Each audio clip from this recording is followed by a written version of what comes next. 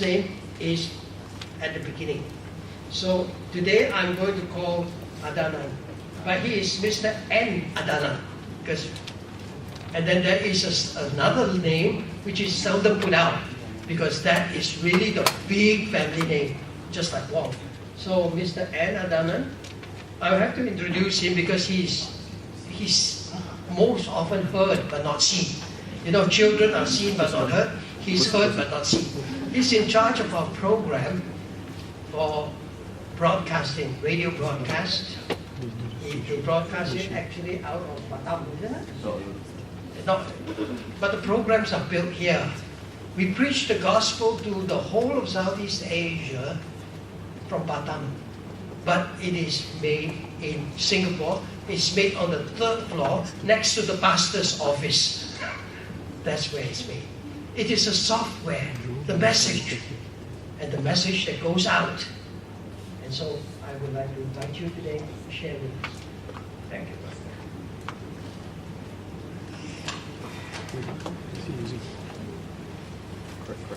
Good morning.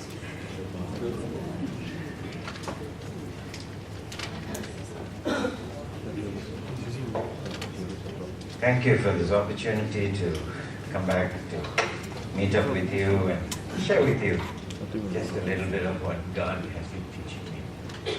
And it's a good thing. It's a good thing. We have less time today, I'm told, but we will be on time. God's always on time. Yep. He's never out of time. God has always got time. I'm glad James is here. You're testing me or what? Anyway, you know, right through this entire week, we have had, strange things happen. I lost a sister-in-law. I lost a brother-in-law.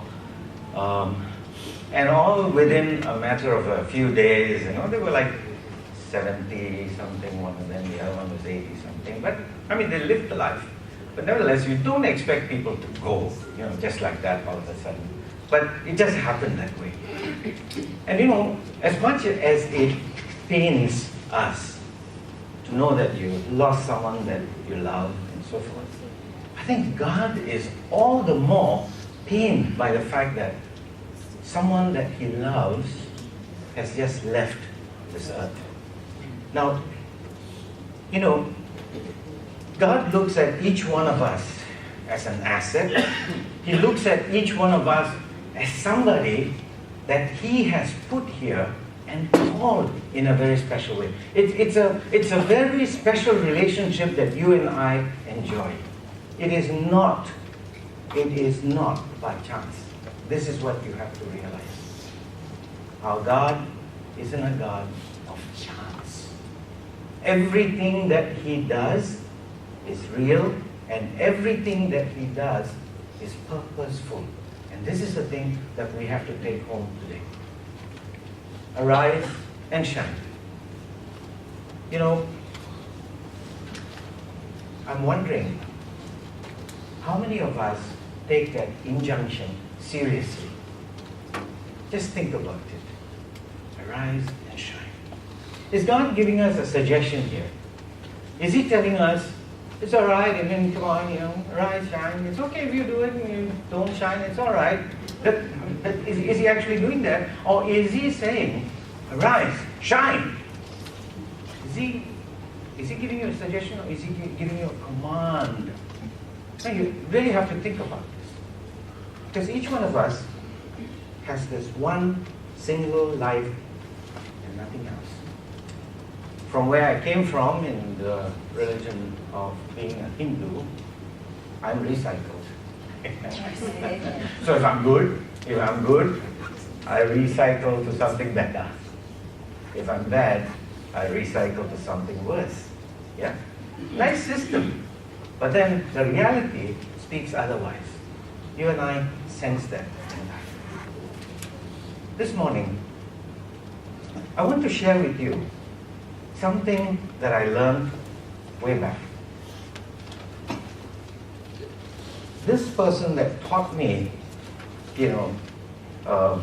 this principle is someone who is from Japan. Yeah, Mr. Kobayashi. Now, Kobayashi is not a Christian, believe me. He's not a Christian. Kobayashi believes in his heart that if he would give someone the authority and the power to do something, and he trusts them that they would carry it out, that that person will live up to that expectation. And that's, that was strange to me at that beginning, because I was only 26, 25, 26, somewhere thereabouts. And so when I came upon this, I had been used to hierarchies. I had been used to my chief telling me what to do, and I just do it. And here, Mr. Kobayashi turns everything upside down, and he says, "Here you are, do it." And I'm saying, "Do what?" I need some clear instructions as to what I'm supposed to do. And what he did, he sat me down and he gave me some guidelines as to what his expectations were. When I was in Sec 3, I think it was in the literature class, they introduced a book, Pygmalion. Have you come across Pygmalion? Yeah? Oh, man. That book was something else. Eliza Doolittle and Professor Higgins. Yeah? The battle between the two. He picks up Eliza Doolittle out of the street, a street urchin, and he converts her into this perfect, genteel lady. Does it work? It worked. And Eliza Doolittle outdoes Higgins, because at the end of it, she's a little frustrated that Higgins used her, as an experiment. God's not using any one of us as experiments. God had an idea. And he mooted that idea from the very beginning. Let's go back to Kobayashi a little bit. I'll tell you what happened with Kobayashi. I joined Jurong Engineering as a projects engineer. That's how they recruited me. Given a month into it, the Japanese are very daring people, by the way. A month into the job, they decided to promote me and make me an assistant projects manager. And I'm thinking to myself, where's this coming from? Is it that I qualify for it? Is it that my knowledge and my abilities are all, where they're supposed to be? I don't see that, and I didn't see that at that point. And I'm wondering what Kobayashi did. It was a similar thing that I learned in secondary 3 with Pygmalion. But somehow, just as in Pygmalion, Eliza Doolittle rose to the task. I rose to the task. And I was assigned to SIA. We were building the jet engine test cells. Yeah? These were for those massive, huge engines that those aircrafts, are fitted with. And we built those test cells. Somewhere along the line, someone in the company had made a mistake when they quoted for the job. This was the new test cell that was being built in Changi. So while Kobayashi and I were running the job, all of a sudden, we got to realize that every time we drove a pile into the ground, instead of the 2 piles that were calculated as the possibility, the max that you could ever get, we were running into 6 and 7 and 10 piles at one location. Can you imagine what it's like when you multiply that across the entire building? And so there was a cost overrun. Someone made a mistake. And so what they did, they pulled Kobayashi back and they sent a commercial team. And the commercial team sat down and started managing this. Remember Kobayashi, how he managed it? He left it in my hands and he monitored it. He allowed for me to do what needed to be done. Here, these guys that came in worked top down, And they were insistent on the fact, I tell you, you do it. And that's it. No questions asked. Wonderful. You know what happened? On site, some piles were hit in the wrong direction, angles were off, and so forth. And then the consultants complained about it. The complaints were not heard.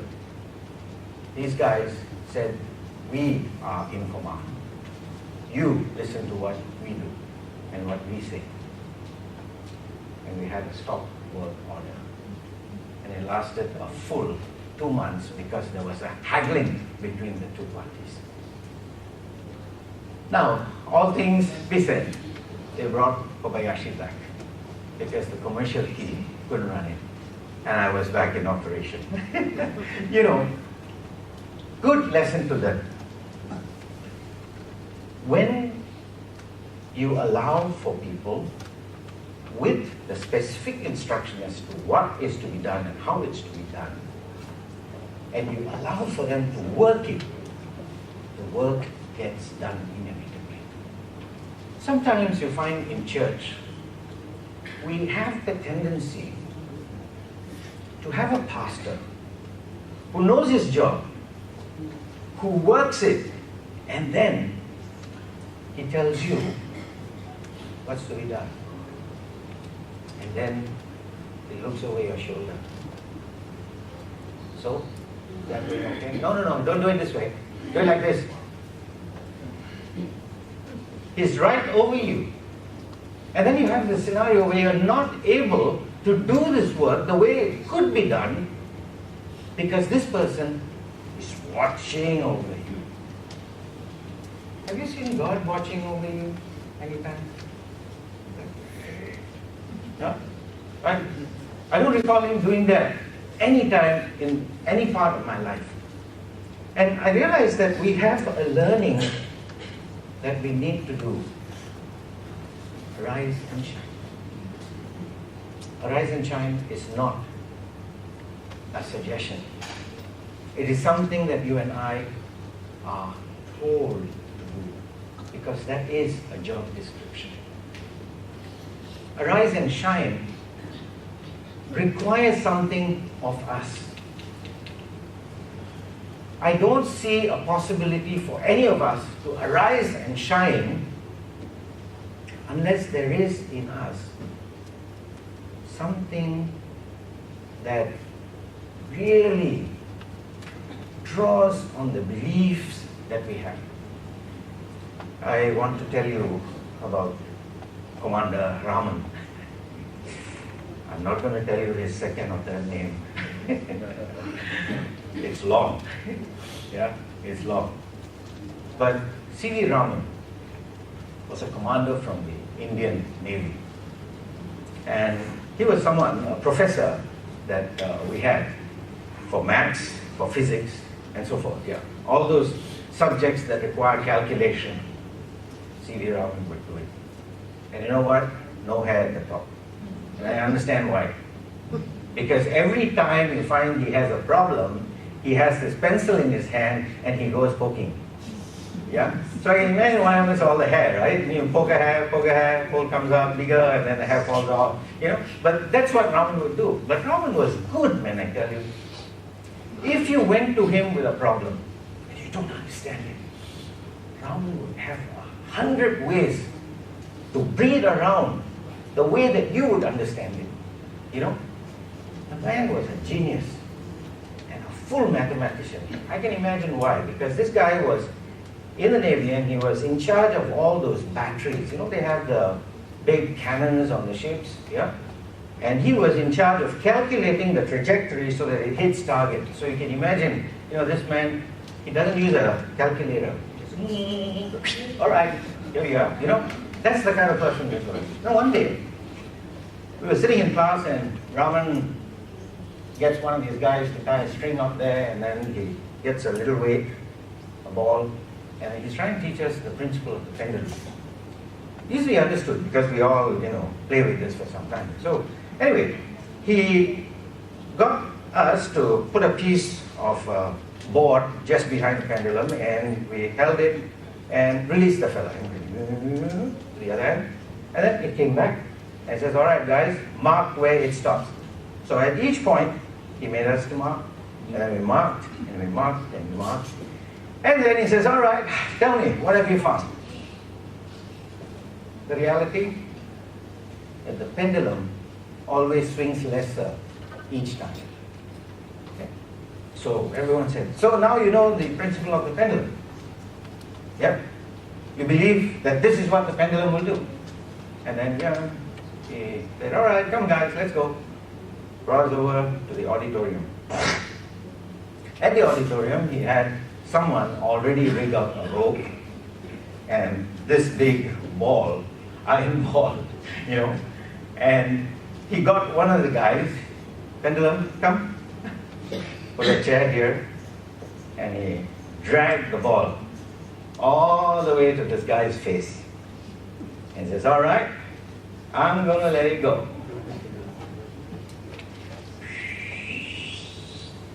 And then the ball is coming back.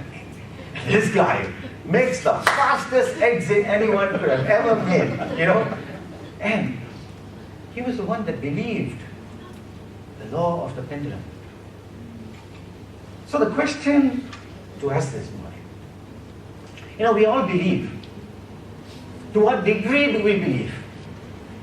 Would we believe to the extent of sitting there and knowing full well there's this pendulum coming out here, and that its second swing will be always lesser than the first? And it's not going to hit your face. But would you be gutsy enough to sit there? I want you to see. Would you be gutsy enough with God? We all have this belief. We believe that God would do. We believe that God, is the God who created the entire universe. Was His. Everything belongs to Him. We believe He will provide. We believe He will heal. Tell me now, is there a difference between the theory and practice? We have to ask these questions because they're vital. Because you see, if arise and shine is the call, in order to arise and shine, there needs to be a commitment. And it comes from each one of us, see? It comes from each one of us. It cannot come from God. God doesn't give you a commitment. But should we go to Him with a request? God, I tried all my life. I'm unable. Can you do this one thing for me? God will do it.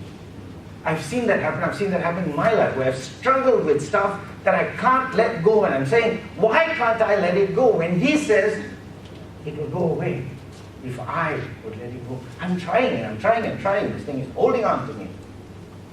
Is it because my belief was such that I can't? No. I was doing my best. Until I realized that some things are not just a matter of you trying. You do your best.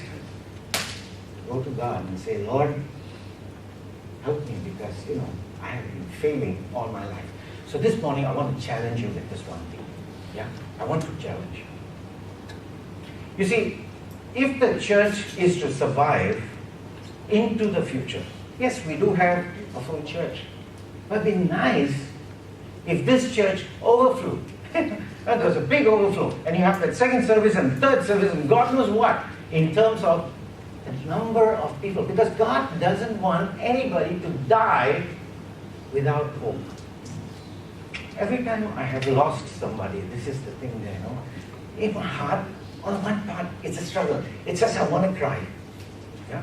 But then I'm saying, God has already saved the person. I will see the person again. So why am I cry? Why should I cry?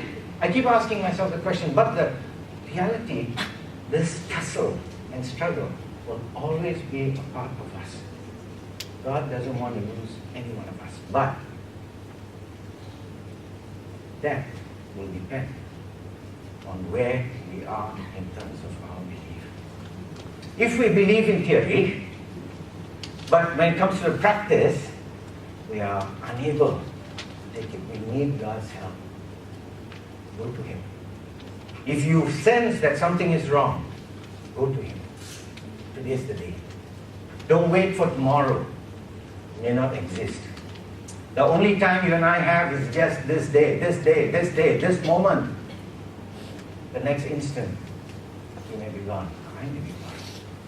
So, go to Him and ask Him for the help that you need. And God will provide you. Kobayashi's effect was a crucial one. For me, I learned a very special thing.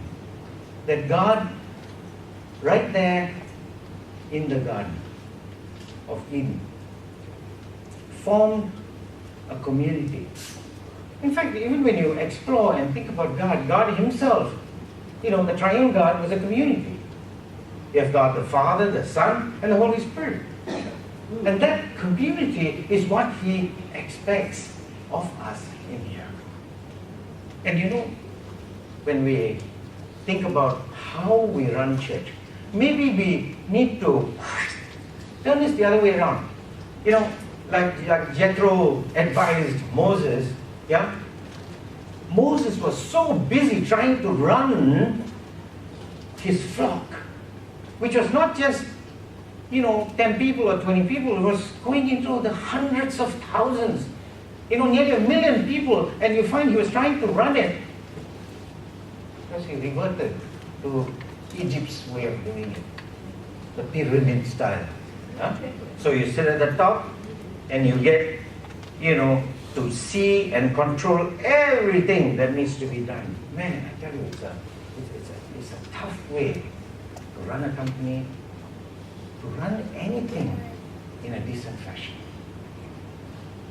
God originally never intended for leadership to be the one that was pushing everything down to the lower levels, to the grassroots, to where the things were happening. God never intended that.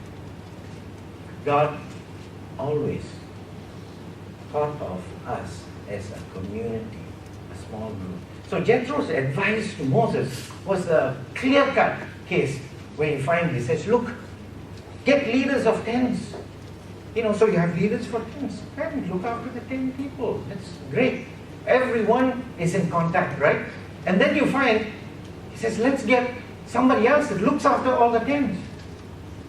And then the distribution of that work was so good that things were working out for them.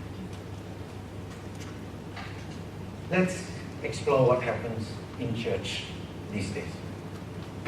I know I'm talking from our Indian church perspective, huh? Poor Pastor Paul Raj, actually. He has to run doing the Bible studies. He has to run to the dorms. Okay? He has to be the one that takes care of the worship service. Okay? What else needs to be done in church? The sweeping? He does it. Okay? Yeah, that's the reality of being a pastor in a small church. Now, I would do it. Yeah. I'll step in for him whenever possible. There are others that will do it. But then again, you see, I'm talking about a commitment level which is not regular. It's not regular. I remember one time when I preached here, I told you about normal Christianity. What is normal Christianity? Is there such a thing as a normal Christianity? Yeah? Normal Christianity, if at all, is a Christianity that is extremely involved. And if you have no involvement, something is wrong with your relationship with God. That's the reality. You're not working for the pastor, you're not doing it for the pastor, you're not doing it for the church. If at all you do something, you're doing it for God. And that is the thing that keeps you alive and going. Even if I had to leave my job for some reason, yeah, if I had to, I don't think I will stop. I can't stop. I can't stop. You can't stop me. So let's re-explore what we do. let's take away from the pastor.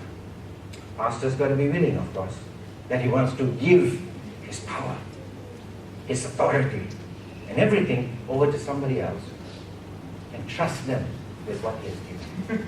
Yeah? If he can do that, then you know what? Then you will be in charge of some things that happen in church. And you know what? Because you're more in touch with what's happening at the grassroots, at the 10 people that you are commanding, your cell group, or whatever you want to call it anything under the sun, but that's how it works. That's how it works. But you will know the needs, you will know what's happening with your team, you will address it in such a fashion that they will feel happy with what they are experiencing. Church will transform, things will change. The number of people that walk into church will be much more, because you know why? It's not depending on this one person. Dangerous place to be at. Dangerous place to be at. So, arise and shine. This morning, you have this one thought. If you choose to arise and shine, then there's all the possibility that the future will take a different form. I want to tell you of a few complaints that churches receive. They say church is not authentic. Remember, as I read down this list, probably in your mind, in your heart, there would be something that clicks. Yeah, something that clicks.